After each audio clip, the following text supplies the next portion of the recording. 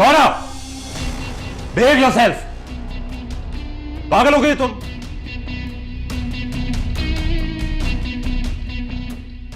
घर बुलाकर विजिट करवाने का बहुत बहुत शुक्रिया मलिक शहरियार।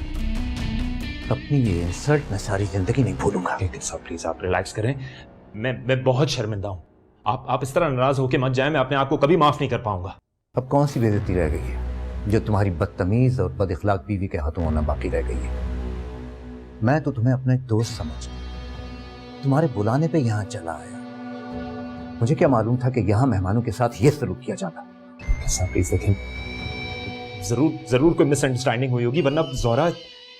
अच्छा, अब मैं माफी मांगता हूं उसकी तरफ से। हाँ, मैं माफी मांगता हूं आपसे उसकी तरफ से। मुझे तुम्हारी माफी की कोई जरूरत नहीं है। अलबत्ता मुझे ये अफसोस से जरूर कहना पड़ रहा है कि इंडस्ट्रियल एस्टेट की जो डील हम फाइनलाइज करके कॉन्ट्रैक्ट साइन करने वाले थे, वो डील अब खत्म। क्योंकि जिस घर में मेरी इज्जत नहीं है, मैं वहां कभी पैर भी नहीं रखूंगा। साहब, आप कैसी बातें कर रहे हैं गिल साहब? हमने साथ बैठ के प्लानिंग की है, दिन रात एक किया है। ऐसा कैसे कर सकते हैं आप? अच्छा, उसने आपसे बदतमीजी की है ना? की है ना उससे बदतमीजी? वो खुद आपसे माफी मांगी, वो खुद आपके सामने आके आपसे माफी मांगेगी। मैं भी देखता हूं ऐसे कैसे बदतमीजी करती है। गिल साहब, मेरे घर में जो भी मेहमान आता है मैं उसकी इज्जत करता हूं, और मैं मेक श्योर करता हूं कि मेरे लोग भी उसकी इज्जत करें। वो औरत आपके सामने आके आपसे माफी मांगेगी। बैठे आप प्लीज।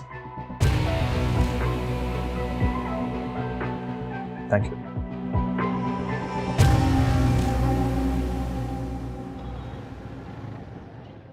वैसे ये 25 लाख का चेक और वो भी कैश किस लिए? मैडम, बॉस ने कहा था कि आपसे ये चेक आज जरूर साइन करवा लूं। शायद उन्हें कहीं पेमेंट करनी है। हाँ, लेकिन अभी 2 हफ्ते पहले तो तुमने 2 चेक साइन करवाए थे ना तौकीर के लिए। फिर अचानक से जरूरत इतनी बड़ी रकम की कैसे? मैडम, ये तो मुझे बॉस ने नहीं बताया। अगर आप कहें तो मैं फोन करके पूछ लूं उनसे।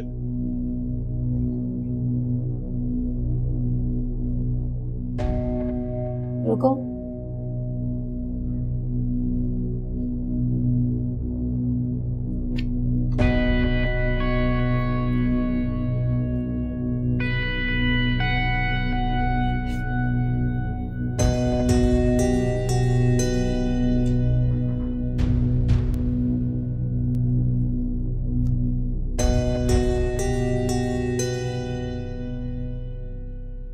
तुम्हारी हिम्मत कैसे हुई कि तुम मेरे दोस्त और बिजनेस पार्टनर पे हाथ उठाओ? क्या आप मुझे कह रहे हैं? आपको मैंने पहले भी कितनी दफा बताया मुझे आपका दोस्त नहीं पसंद, मुझे उससे नहीं मिलवाया करें। सती सावित्री वाली बातें मत करो मेरे सामने। तुम समझ आ रही तुम्हें मेरी बात?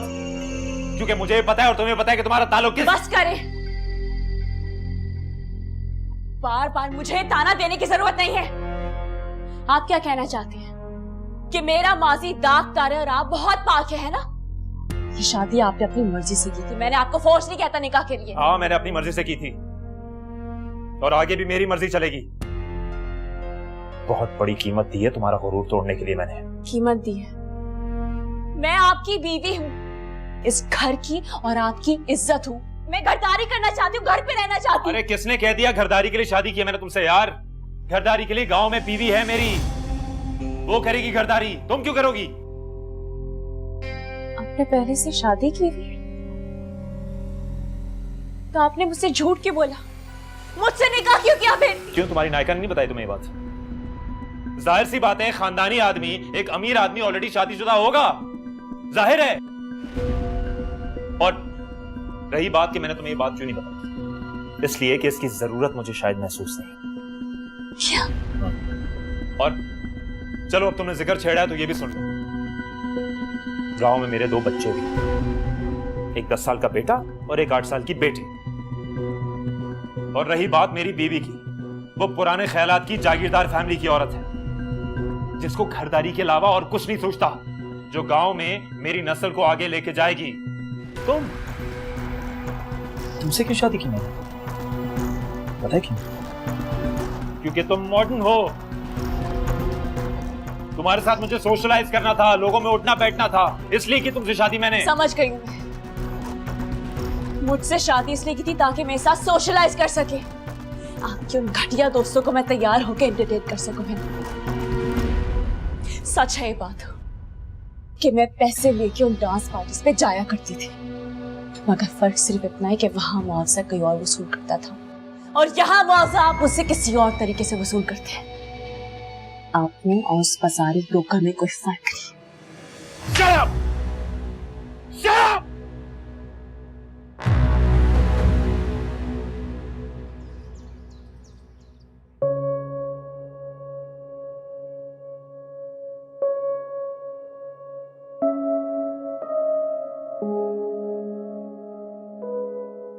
किन ख्यालों में गुम है ना? अरे आपका तो हुक्का भी ठंडा हो गया, मैं इसे गर्म करके ले आता हूँ। नहीं, रहने दो। आज हमारा दिल उस मुंह तंबाकू को भी नहीं चाह रहा। अजीब फीका फीका सा लगा। क्या हुआ है आपको? आपको भी जरी याद आ रही है ना? कम वक्त भूलती ही तो नहीं जो उसे याद किया जाए, लेकिन आज पता नहीं क्यों उसे याद करके हमारा दिल उदास। दिल क्यों नहीं उदास होगा? आपने उसके जाने के बाद उसकी कभी कोई खैर खबर ही नहीं ली, ना उसके घर मिलने जाती है, एक फोन तक नहीं किया आपने उसे उसके निकाह के बाद। तो क्या समझती, हमारा दिल नहीं करता उससे मिलने को, उसे देखने को, उसको गले से लगाने। तो फिर क्या मजबूरी है आपकी? आप क्यों नहीं मानती अपने दिल की? दस्तूर नहीं, और वैसे भी जरी ब्याह के एक ऊंचे खानदान की इज्जत बन चुकी है। हमारे मुताबिक जब हमारी कोई बच्ची ब्याह के चली जाती है तो माजी के सारे धागे तोड़ दिए जाते ताकि उसका दागदार माजी उसका पीछा ना कर सके। क्या मतलब? तो क्या जरी अब हमसे मिलने कभी नहीं आएगी? कभी नहीं। जाते उसे यही नसीहत की थी कि इन गलियों की तरफ दोबारा मुड़ के भी ना देखे। तो हम तो उससे मिलने जा सकते हैं ना? मेरी जान अटकी रहती है उसमें, मैं उससे मिले बगैर नहीं रह सकती। हाँ ना, आपको तो सब पता है। जान तो वो हम सबकी अपने साथ ही ले गई, लेकिन अपना वो यहाँ वापस आ सकती है, वरना हम उनसे मिलने जाएंगे। मगर क्यों? हम उससे मिलने क्यों नहीं जा सकते? वो भी तो हमारे लिए कितनी बेचैन होती होगी। यही तय हुआ था मलिक शहरयार के साथ, यही शर्त रखी थी उसने कि निकाह के बाद ना हम उसकी सूरत देख सकते हैं ना वो हमारी। खो गई हमारी बच्ची, हमेशा के लिए जुदा हो गई।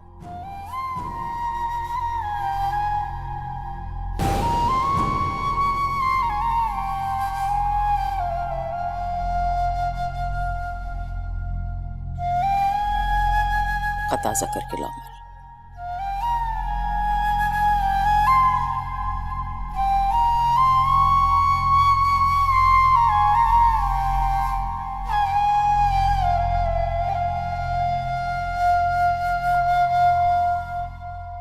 तुम्हें जो समझना है समझो, लेकिन मेरी एक बात गौर से सुनो।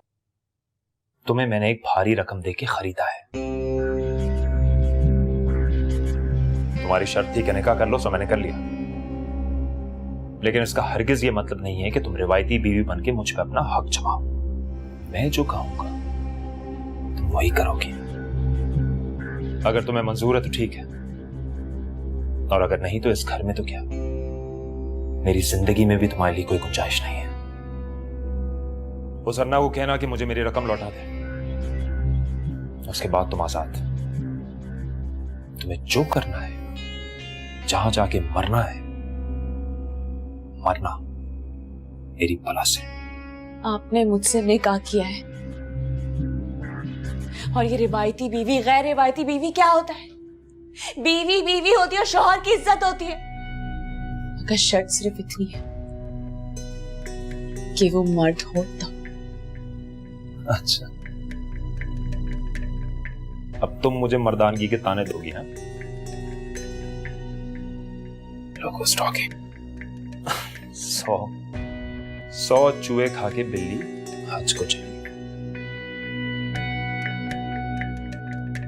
सुनिए ज़ोहरा बीबी, मैंने आपके माजी के साथ आपको एक्सेप्ट किया है और मुझे तुम जैसी लड़की तो चाहिए थी, तुम जैसी नाजों और अदाओं वाली, जो इन बेचारे कमजोर मर्दों को अपनी औकात में रख सके।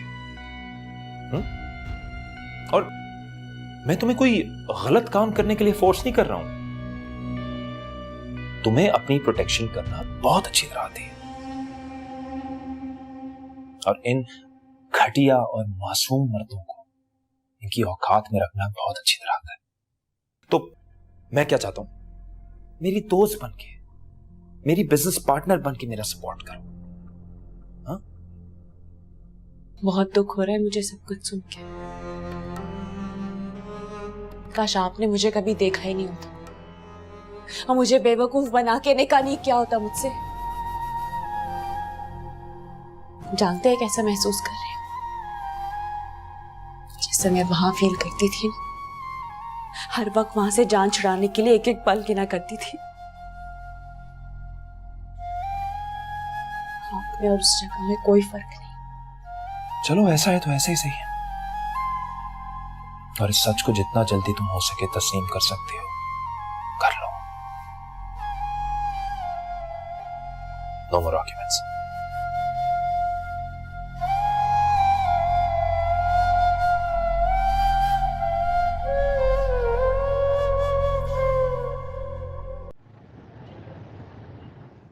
गाड़ी लगवा दो, I am really getting late. Musa को बुलाओ। मूसा कहाँ है? मैम मूसा कहाँ है?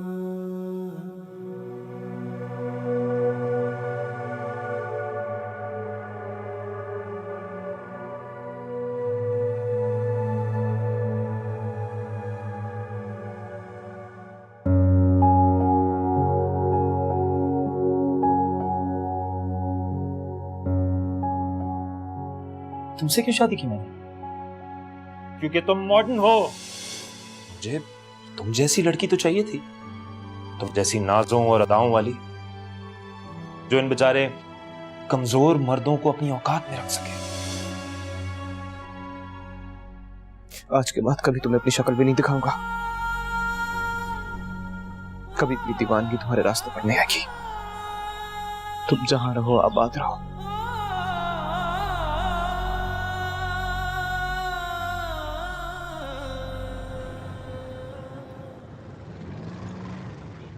वो हम सफर था, हाँ वो हम सफर। ड्राइवर जरा म्यूजिक ऑफ करो।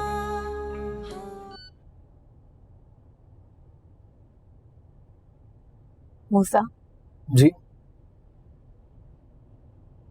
मुझे तो तुम्हारा ताल्लुक एक बहुत ही मजहबी घराने से लगता है। फिर तुम ये जेलगल कहाँ पहुंच गए? आई मीन तुम्हारे घर वाले कहाँ रहते हैं? डीसी शहर में रहते हैं मैडम। ओके, लेकिन फिर तुम नामुराद के साथ क्यों रहते हो? आई मीन अपने घर वालों के साथ क्यों नहीं रहते? जीवन नाराजगी चल रही है। मेरे जेल से रिहा होने के बाद मेरे अब्बा ने मुझे घर आने की इजाजत दी नहीं, पलट कर गया नहीं। सीरियसली?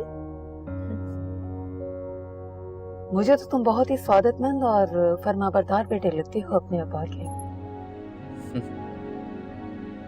उन्हें ऐसा नहीं लगता। क्या वाकई तुम इक़दाम कत्ल के जुर्म में जेल गए थे, या वो फिर सिर्फ एक इल्जाम ही था? नहीं, इल्जाम नहीं था, सच था। मैंने किया था मैडम। क्या मैं जान सकती हूँ कि तुम्हारी क्या दुश्मनी थी इनसे जिन्हें तुमने मारने की कोशिश की? मैडम, बाज दुश्मनियां पैदा होने के लिए सिर्फ एक लम्हा लेती है, और कभी कभी तुम्हें पता ही नहीं होता कि आने वाला लम्हा एक नया दुश्मन लेकर आ रहा है। शायद इसी को तकदीर कहते हैं।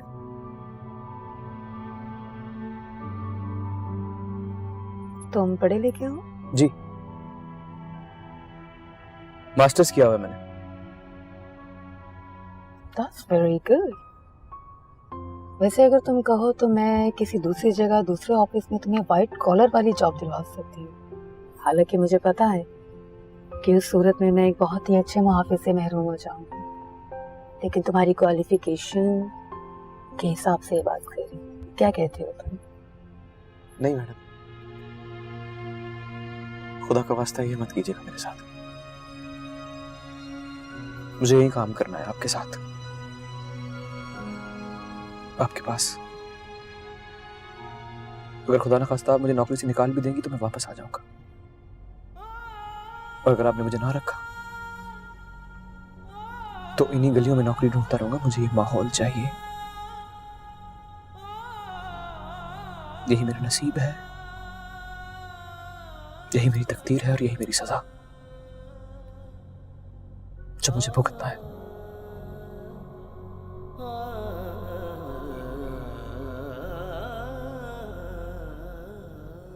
माफी चाहता हूँ मैडम, अगर मैं कुछ ज्यादा बोल गया तो। नहीं नहीं, इट्स ओके, इट्स ओके।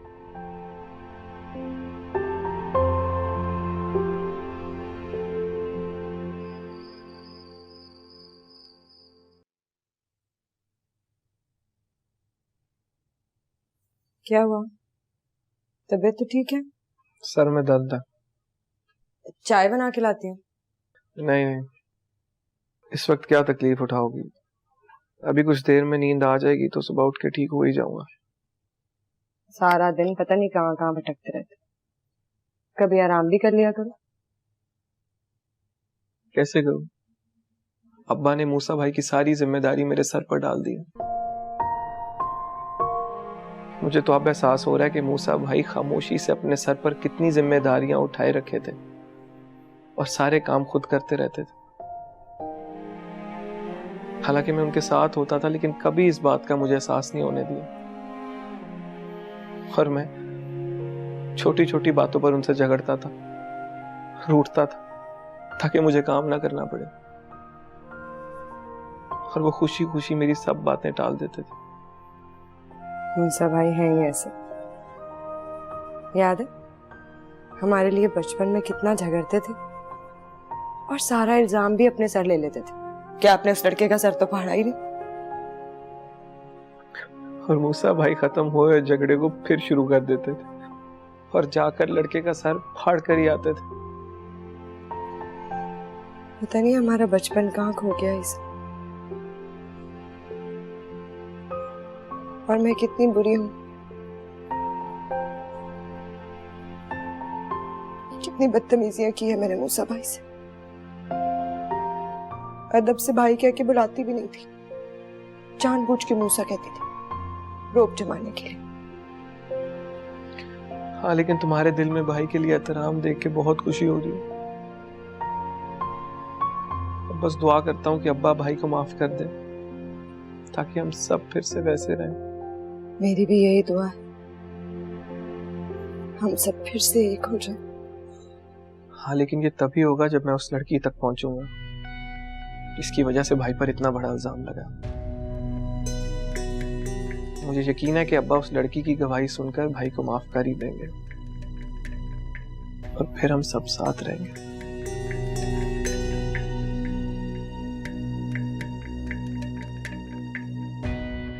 काश मूसा भाई ने मुझे अपने सर की कसम ना दी होती तो मैं ये राज आज सबके सामने फाश कर देती ईसा।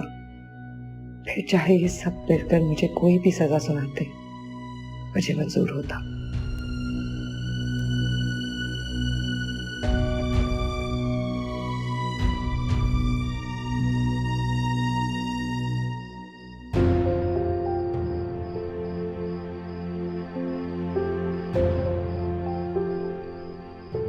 तुम्हें बात समझ में क्यों नहीं आती है? तुम और मैं कभी एक नहीं हो सकते, मुमकिन नहीं है।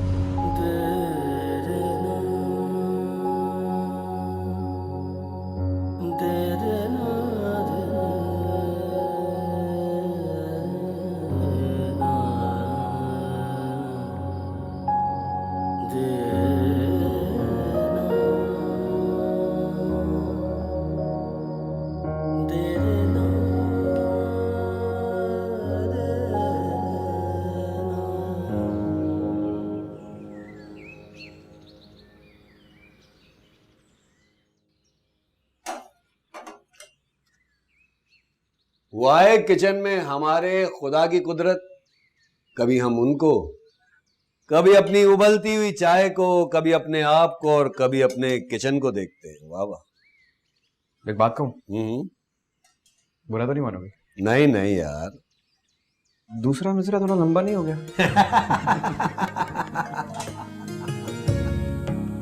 लंबा हो गया तो क्या हुआ, हमारे बाप का क्या जा रहा है। हाँ। सर आइए, बाहर बैठकर चाय पीते हैं, फिर आपके लिए कॉन्टिनेंटल नाश्ता बनाऊंगा। और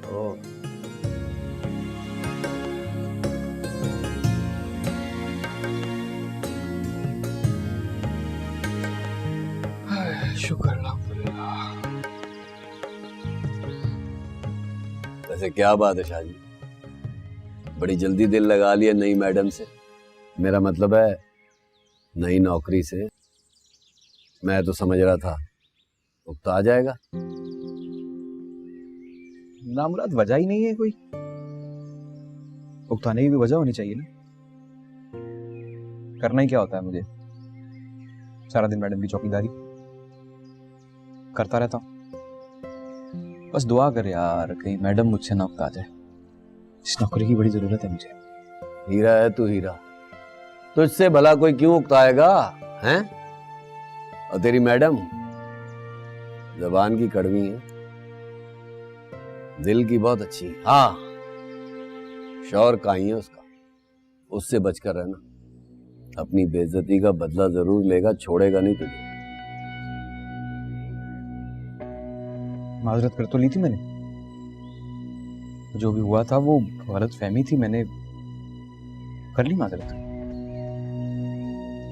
वाकई भोला है तू कसम से, तुझे दुनियादारी कभी नहीं आएगी। बहरहाल मैं सिर्फ इतना कह रहा हूं कि जरा सा होशियार रहना हैं।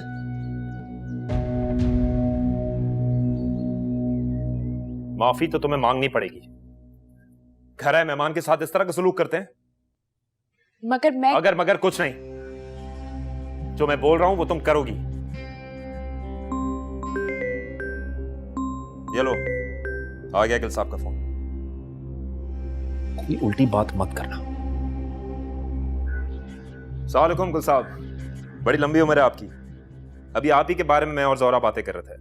ज़हे नसीब, ज़हे नसीब, हमारा जिक्र तो हुआ, चलिए किसी बहाने ही सही।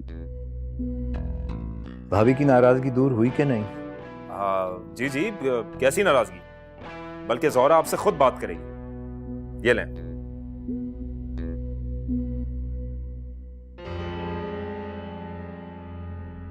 कैसे हैं आप? क्या बताएं, जिंदा है, दरगोर है, बेकरार है। आई एम सॉरी, उस दिन मुझे बहुत गुस्सा आ गया था बस। अरे भाभी अब बस भी कर दें, क्यों शर्मिंदा कर रही हैं? हम तो खादिम हैं आपके। जी गिल साहब, गिला दूर हुआ आपका? हाँ बिल्कुल, कोई गिला बाकी नहीं रहा, मगर अब जुर्माना मेरी तरफ से भरा जाएगा। एक शानदार डिनर की सूरत में, जिसमें आप और भाभी मेरे स्पेशल गेस्ट होंगे। बोलो, मंजूर है? अरे गिल साहब, नहीं नहीं, कोई जरूरत नहीं इस तकल्लुफ की। देखो, अगर तुमने इनकार किया तो मैं फिर नाराज हो जाऊंगा। और हाँ, तुम वैसे मेरी तरफ आ तो रहे हो ना डील साइन करने के लिए, तो ज़ोहरा को भी साथ लेते आओ। चलें, ठीक है, मैं आऊंगा जरूर, और ज़ोहरा को भी साथ लेकर आऊंगा। That's good. चलो, सी यू। Thank you.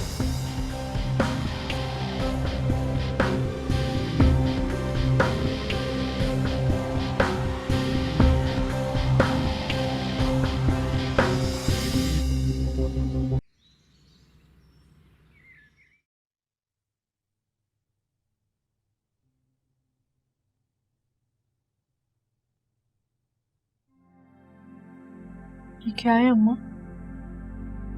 शाम में अहमद के घर वाले आ रहे हैं बाकायदा रस्म करने, तो जरा ढंग से तैयार हो जाना। लेकिन अम्मा, अगर मगर कुछ नहीं बेटा, आखिर तुम किस आसरे पे बैठी हो? वो तो जेल से निकलने के बाद पता नहीं कौन सी दुनिया में जा बसा है। वो अब वापस नहीं आएगा। और बेटा अगर आ भी गया ना तो तुम्हारे अब्बा उसे कबूल नहीं करेंगे। लेकिन आप लोगों को इतनी जल्दी क्या है मेरा रिश्ता तय करने की? जल्दी है बेटा। देखो, अगर किसी लड़की का एक बार रिश्ता टूट जाए ना तो दोबारा उसका रिश्ता होना इस माशरे में मुहाल है। और मेरी बेटी तो बहुत खुश नसीब है कि देखो मूसा के बाद भी मूसा ही जैसे बड़े घर में तुम्हारा रिश्ता जुड़ने जा रहा है। लेकिन मुझे अभी शादी नहीं करनी। आप जाकर अब्बा को क्यों नहीं बता देती? देखो सितारा, मेरे हाथ तुम्हारे आगे जुड़े हुए, इन्हीं का मान रख लो। और अगर ऐसा नहीं कर सकती ना तो कहीं से जहर लाके दे दो इन बूढ़े माँ बाप को, कि मुझसे अब तुम्हारे अब्बा की हालत नहीं देखी जाती। अम्मा आप क्या कह रही हैं? फिर मान लो मेरी बात। और देखो, शाम में वो लोग आ रहे हैं ना तो उन्हें बिल्कुल एहसास नहीं होने देना कि तुम्हारे चेहरे पर माजी के दुख की कोई परछाई है। अब हमारी लाश तुम्हारे हाथ है। तैयार हो जाना।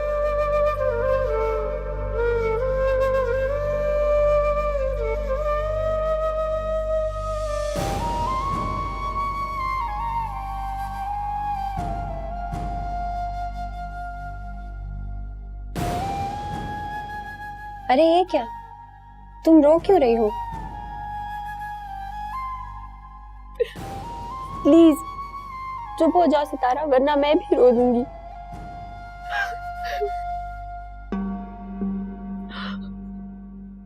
तौकीर साहब, सबसे पहले तो मैं आपको ये कहूंगा कि मैं आपसे बड़ा नाराज हूं।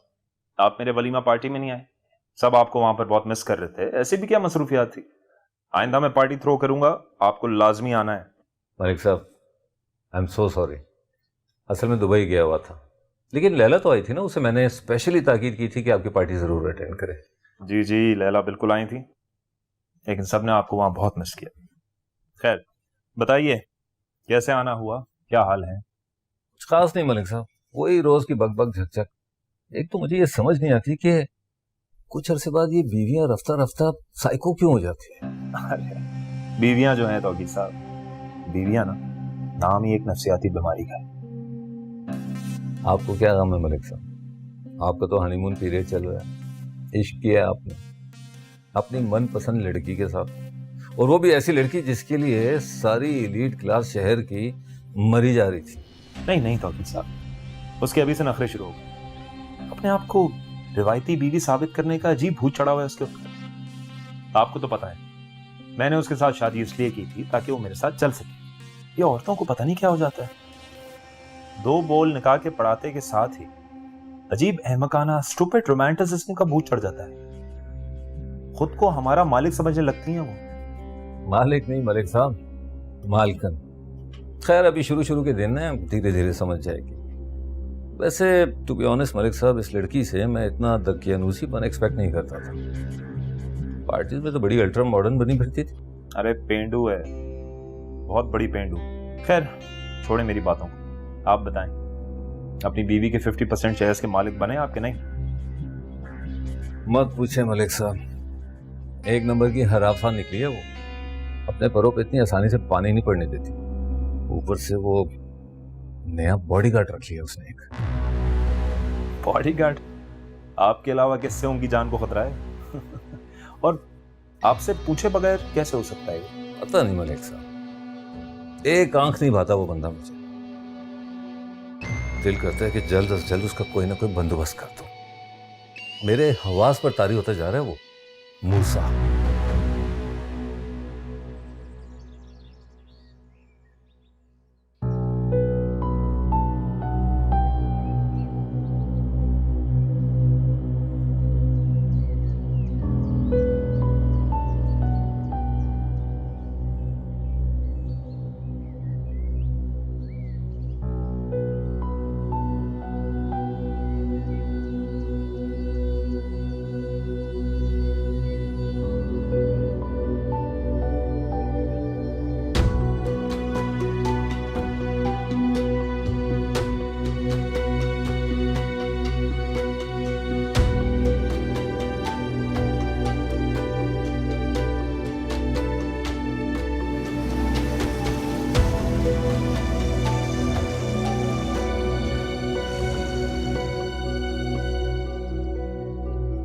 बीबी जी, आपसे मिलने कोई लड़की आई है। मैंने उन्हें लॉन्च में बिठा दिया। कौन लड़की आई है? चंदा नाम बता रही हैं। चंदा आई? ये लो।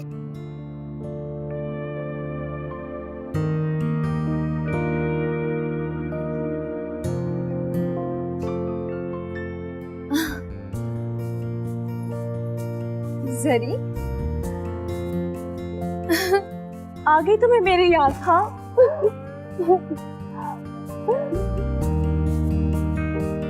रहने दो, तूने कौन सा याद कर लिया?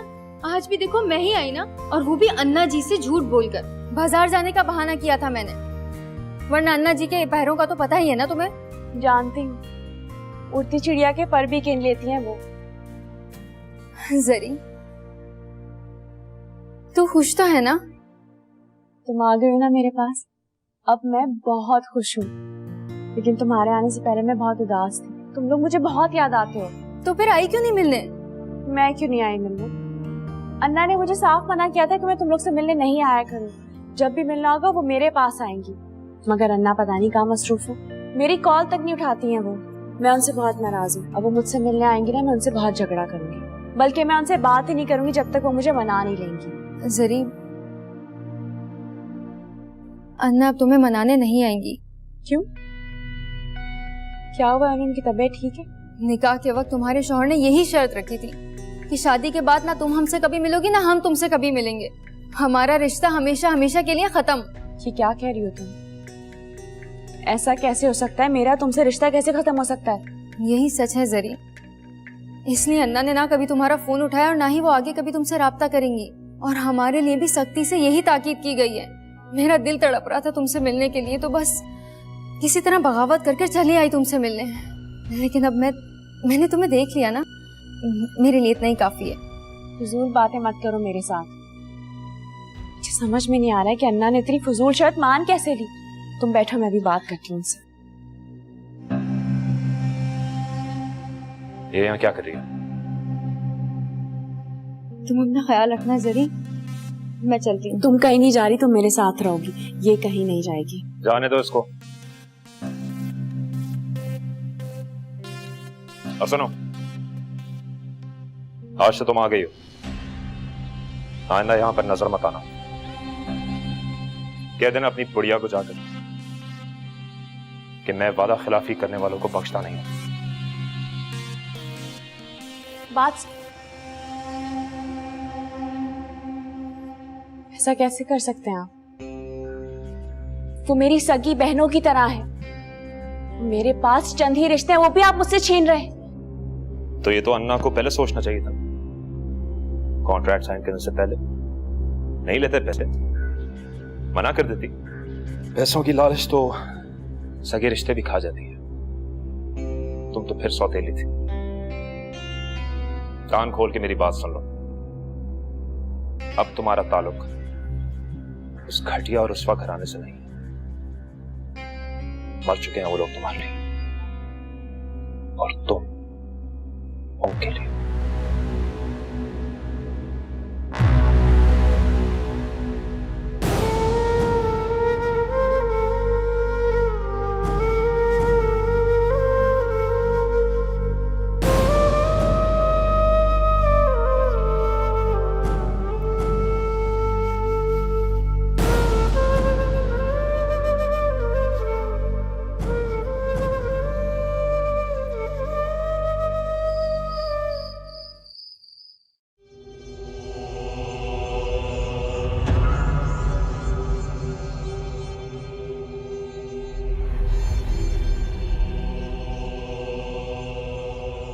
तौकीर, तौकीर उठो, बाहर कोई है। क्या मुसीबत है यार, सोने दो। तौकीर, मैंने किसी को टेरेस की जानब जाते देखा है। यार चुप करके सो जाओ, कोई नहीं है वहां।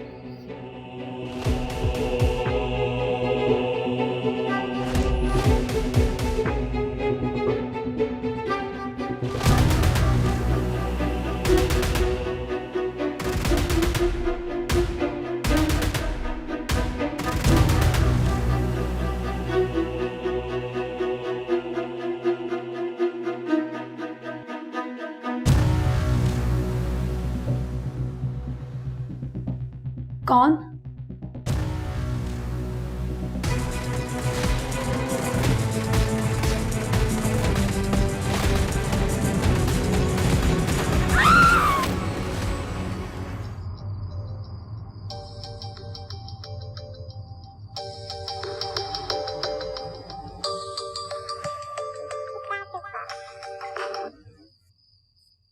हेलो,